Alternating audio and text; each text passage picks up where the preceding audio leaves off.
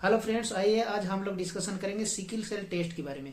Sickle cell disease ऐसा एक disease है, वो इनहेरिटेड डिजीज मतलब जेनेटिक डिजीज, वो generation to generation carry forward होता है। तो इसीलिए sickle cell disease not curable, it is only preventable. Sickle cell disease जो होता है, सिकल सेल मीन्स वो सिकल लाइक का, सिकल मीन्स एक हाफ कॉर्व्ड लाइक का होता है, मतलब क्रिसेंट मून जैसे कहते हैं, उस टाइप का सेल हो जाता है। कौन सा सेल होता है ना? आरबीसी मतलब हम लोगों का जो रेड ब्लड सेल होता है ना, बहुत फ्लेक्सिबल होता है।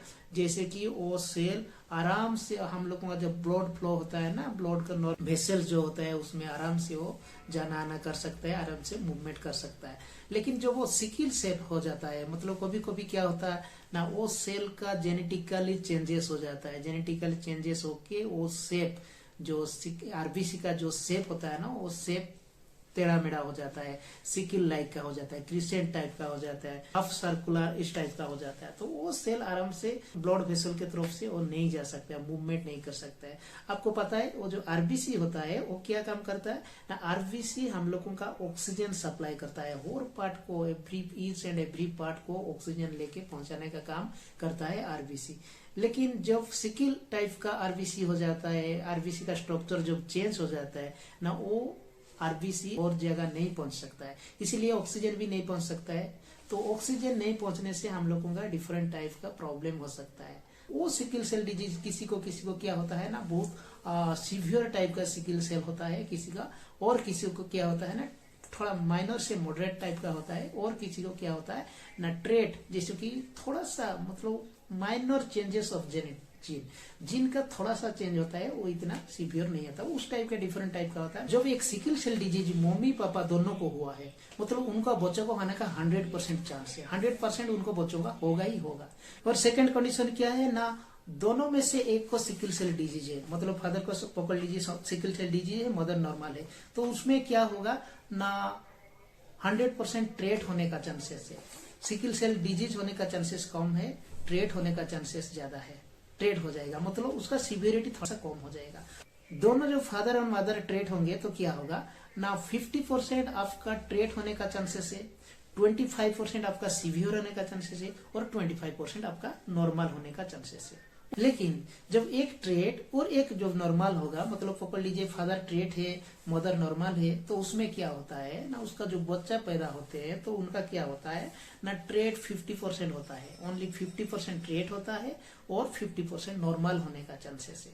तो मेरा कहने का मतलब, जो दोनों सिकल सेल डिजीज होते हैं, डिजीज सीवियर और ट्रेट होते हैं, तो उनका जो बच्चे होते हैं, बच्चों का होने का चांसेस बहुत ज्यादा रहता है।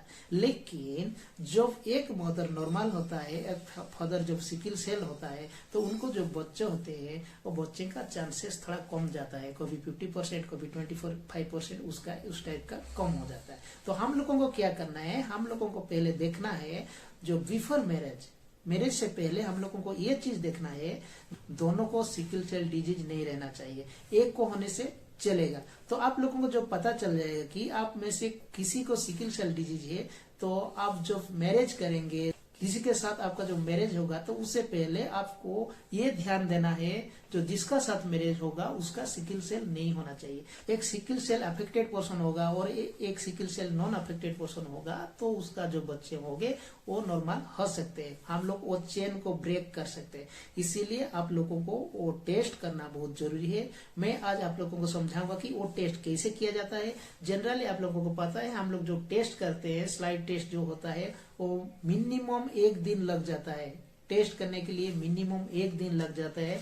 हम ब्लड लेते हैं, खून लेते हैं, उसको स्लाइड में स्लाइड प्रिपेयर करके रखते हैं, दूसरा दिन उसको हम माइक्रोस्कोप के लिए ऑब्जर्वेशन करते हैं। लेकिन आज मैं आप लोगों को जो टेस्ट के बारे में बताऊंगा, वो टेस्ट रैपिड टेस्ट है, इम्यूनोक्रोमेटोग्राफिक ऐसे टेक्निक है, जिसको हम विद इन 5 मिनट हम उसको कर सकते हैं, वो क्वालिटेटिव टेस्ट। मेरा आप लोगों को इतना एडवाइस है, इतना रिक्वेस्ट है कि बिफोर मैरिज आप लोग वो टेस्ट जरूर करना चाहिए, जरूर कीजिए, क्योंकि आप जब जान जाएंगे कि आप लोगों का पास क्या कंडीशन है, तो उसी हिसाब से फर्दर आप लोग स्टेप ले सकते हैं। तो चलिए देखते हैं आज का टेस्ट कैसे होता है। विद इन 5 मिनट हम लोग कैसे वो टेस्ट करते हैं, कैसे रिपोर्टिंग करते हैं, उसके बारे में हम लोग आज सिखाएंगे।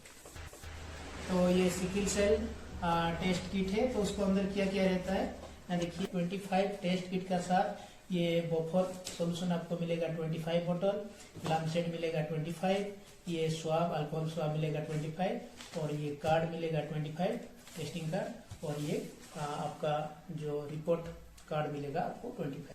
उसके साथ ये आपको ड्रॉपर मिलेगा, ये माइक्रो ड्रॉपर है, ये भी 25 मिलेगा। तो हम क्या करेंगे, पहले आप फिंगर को साफ करेंगे, फिंगर को मिडिल फिंगर हम जनरल लेते हैं, तो मिडिल फिंगर को साफ करेंगे अल्कोहल स्वाब से।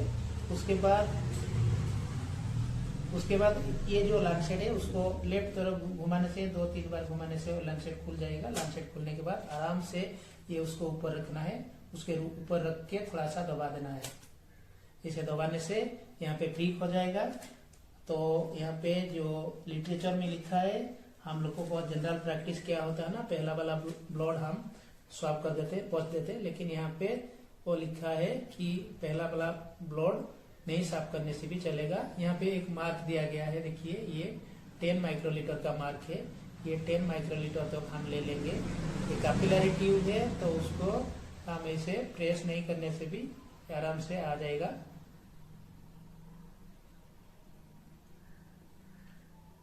ये हो गया। ये होने के बाद हम क्या करेंगे, ये जो बफर का बोतल है उसको हम खोलेंगे। खोलने के बाद हम क्या करेंगे ना, उसका अंदर ये जो नीडल ये जो लिए थे ब्लड उसको हम यहाँ पे मिक्स करेंगे। 2-3 बार हम प्रेस कर देने से वो मिक्स हो जाएगा। मिक्स होने के बाद क्या होते हैं ना, उसके साथ और एक नोजल मिलता है उनको। तो उसके साथ क्या होता है ना, 25 नोजल भी उसके साथ पॉकेट के साथ आता है। तो वो नोजल में हम ये नोजल को लेके हम यहाँ पे बंद करेंगे। तो यहाँ पे जोर से थोड़ा सा प्रेस करने से एक आवाज आएगा टक करके, ये आ गया आवाज। तो ये बंद हो गया। बंद होने के बाद थोड़ा सा शेक करेंगे। थोड़ा सा शेक करने के बाद ये मिक्स हो गया। मिक्स होने के बाद हम क्या करेंगे, ये जो किट है, किट का यहाँ पे एक विंडो है, सैंपल विंडो। ये सैंपल विंडो में हमको 2 ड्रॉप डालना है।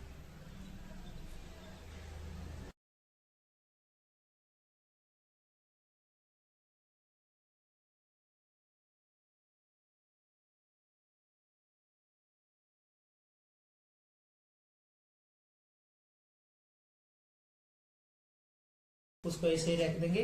15 मिनट के बाद हम लोग उसका रिपोर्ट देखेंगे और रिजल्ट देखेंगे। रिपोर्टिंग में यहाँ पे क्या है ना, यहाँ पे देखिए डेट है, डेट आप लिख देंगे। डेट के साथ आप सेंटर नेम आपका जहाँ पे टेस्टिंग होगा, CHC, PHC, हेडक्वार्टर हॉस्पिटल जहाँ पे होगा, आपका सेंटर का नाम लिखेंगे। उसके साथ आप पेशेंट का नाम यहाँ पे लिखेंगे और पेशेंट ID भी आप लिख सकते हैं। उसके साथ एज यहाँ पे 10 ईयर्स मैंने लिख दिया। उसके साथ जेंडर आपका मेल लिख दिया। ये पे हो गया। तो अभी हम कार्ड का रिपोर्ट का हिसाब से ये रिपोर्ट कार्ड प्रिपेयर करेंगे। तो यहाँ पे देखिए C में एक लाइन है और S में एक लाइन है। यहाँ पे देखिए मैच कीजिए रैपिड टेस्ट किट के साथ। यहाँ पे हम ऑलरेडी दिया गया है, उसको हम मैच करेंगे। देखिए यहाँ पे 2 लाइन्स है, यहाँ पे भी 2 लाइन्स है, कंट्रोल में एक है और S में एक है। उसका रिजल्ट है नॉर्मल। यहाँ पे हम टिक लगाएंगे। पेशेंट का ये कार्ड हो गया प्रिपेयर। यहाँ पे देखिए ये नॉर्मल है। नॉर्मल में क्या आता है ना, कंट्रोल लाइन आता है, उसके साथ एस आता है। लेकिन दूसरा टेस्ट में आप लोग देखे हैं जहाँ पे कंट्रोल लाइन ओनली आता है, तो वहाँ पे हम नॉर्मल देते हैं, नेगेटिव देते हैं। लेकिन ये जो कार्ड है ये थोड़ा डिफरेंट है। यहाँ पे कंट्रोल लाइन आएगा, उसका साथ एस आएगा, तो ये नॉर्मल है। लेकिन यहाँ पे सिकल सेल डिजीज है जो, वो क्या आएगा ना, आपका C आएगा, कंट्रोल बैंड आएगा, उसका साथ A आएगा, तो आपको सिकल सेल डिजीज पता चलेगा। उसके साथ ट्रेट जो है, ट्रेट में क्या आएगा ना, ओनली C आएगा। ओनली C मतलब कंट्रोल बैंड आएगा और कुछ बैंड नहीं आएगा, तो वो ट्रेट है। ट्रेट मतलब इतना डेंजर नहीं है और कैरियर माना जाता है उसको। उसका साथ ओदर आएगा, उसका साथ ओदर में 3 बैंड आएगा। क्या क्या आएगा ना, C आएगा, S आएगा और A आएगा, और तीनों सारा बैंड यहाँ पे आएगा। तीनों बैंड आने से क्या होता है ना, सिकल सेल डिजीज नहीं होता है, लेकिन दूसरा कुछ हो सकता है, जैसे कि अदर कुछ हीमोग्लोबिन में कुछ प्रॉब्लम हो सकता है। तो यहाँ पे आप मोटा मोटी समझ सकते हैं कि जो नॉर्मल है, नॉर्मल होने से क्या होगा ना, कंट्रोल बैंड आएगा, उसके साथ एस बैंड आएगा। और सिकल सेल डिजीज जो डेंजर है उसका, उसमें क्या आएगा ना, C कंट्रोल बैंड आएगा, उसका साथ A आएगा और जो ट्रेट है उसमें ओनली सी आएगा, कंट्रोल बैंड आएगा और कुछ नहीं आएगा। लेकिन जो अदर्स है, अदर्स में तीनों बैंड आएगा, सी आएगा, एस आएगा और ए भी आएगा। ये हो गया आपका रिपोर्टिंग, उसका हिसाब से आप रिपोर्टिंग कर सकते हैं।